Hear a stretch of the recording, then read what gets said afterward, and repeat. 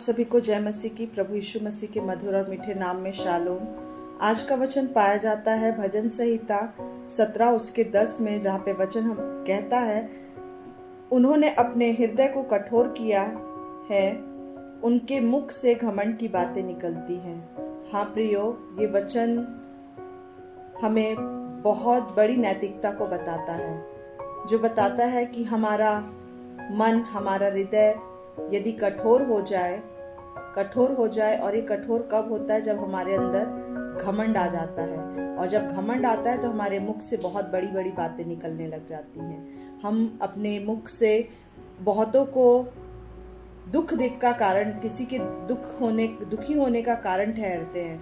हम किसी के आंख में आंसू ले आते हैं। ऐसे कई ऐसी चीजें हमारे जीवन से होने लगती हैं जो नहीं होनी चाहिए, और हम बड़ी बड़ी बातें हमारे मुख से निकलती हैं। ऐसी बड़ी बातें जिसे हम बोलेंगे कि ईगो या बड़ी बातें जिससे लोगों को ठेस पहुंचे, ऐसी बातें हमारे मुख से निकलती हैं, क्योंकि हमारे अंदर परमेश्वर की नम्रता नहीं होती प्रियो। उस वक्त हम घमंड के पहाड़ में चढ़े हुए रहते हैं, और वहां से हम देखते हैं तो हमें सारी दुनिया छोटी दिखती है, और सिर्फ हम, सब कुछ हम हैं। ये चीज, हमारा अहम सबसे ऊंचा हो जाता है, और ये चीज हमारे लिए नुकसानदेह है प्रियो।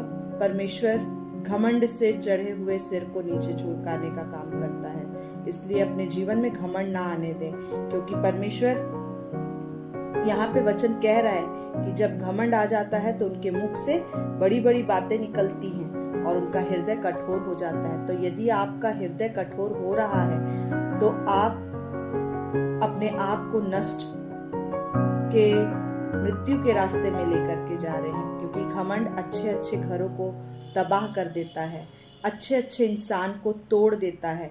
क्योंकि एक सिंपल सा उदाहरण है कि झुकता वही है जिसमें जान होती है, अकड़ना मुर्दे की खास पहचान होती है। तो प्रियो, जो अकड़ता है, जो घमंड से चढ़ा हुआ रहता है, वो कभी भी टूट के गिर सकता है।